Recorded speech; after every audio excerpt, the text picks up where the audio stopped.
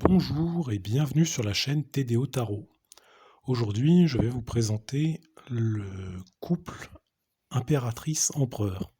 Alors, j'avais prévu de vous les faire séparément au départ et en fait, je me suis dit que ça n'avait pas vraiment de sens de les présenter séparément, bien qu'ils aient une signification une fois séparés.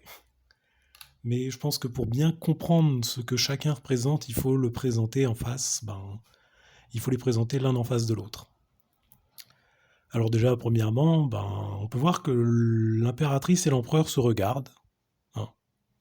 C'est les jeux de regard entre les différents arcanes du tarot de Marseille sont assez importants et amènent pas mal de sens dans la signification des cartes.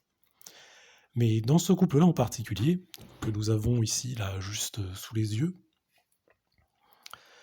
alors on peut observer que les deux sont pourvus des attributs royaux, c'est-à-dire une couronne, un sceptre et un blason ici.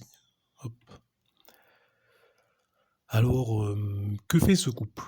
Le couple impératrice-empereur, c'est un couple qui est assis dans la matière, hein, comme on peut le voir. Donc l'impératrice sur un trône qui est derrière et l'empereur là sur un trône qu'on voit de profil.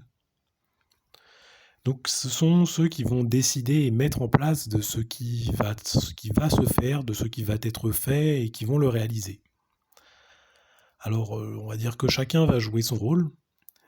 Donc comme on peut le voir ici, la couleur rouge de l'impératrice au niveau de la couronne et des jambes indique que c'est l'impératrice qui est amenée dans le projet à donner la direction du projet, à choisir dans quelle direction nous allons marcher avec les jambes. Et l'empereur, quant à lui, il réfléchit également, mais il réfléchit à la manière de le mettre en place, de le mettre en œuvre. Il va réaliser avec ses bras ce qui est nécessaire pour avancer sur ce chemin. C'est pourquoi je tenais à présenter ces deux arcanes ensemble. De plus, dans le tarot de Marseille, il y a un petit aspect de numérologie, qui est quand même très important et auquel j'aimerais qu'on prête attention. 3 et 4, ensemble, ça fait 7. Et l'arcane numéro 7 du tarot de Marseille, c'est justement l'arcane de la réussite. C'est le chariot. Donc je le pose ici, je le présenterai une autre fois, parce que déjà 2 arcanes à la fois, je trouve que c'est déjà pas mal, mais je le pose ici pour que l'idée fasse son bout de chemin. Alors, on peut voir que ces deux personnages qui ont les pieds au sol, hein, clairement. Donc sur l'empereur, on peut même voir la terre, cette terre riche et dorée, hein, qui représente l'abondance et les richesses.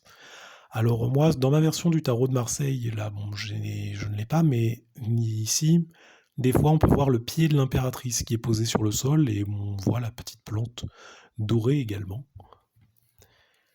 Donc le couple empereur-impératrice, c'est l'idée.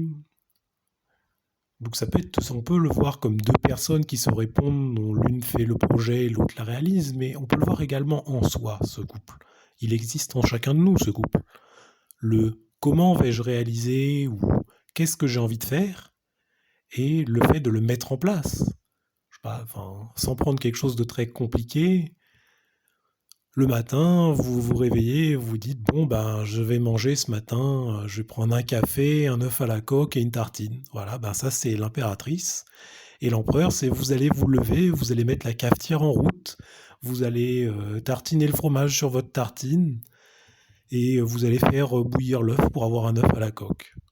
Ouais, alors l'exemple est très simple, mais voilà. Et au final, ça donne un petit déjeuner réussi. Donc voilà, je suis content de vous avoir présenté ces deux arcanes majeures aujourd'hui.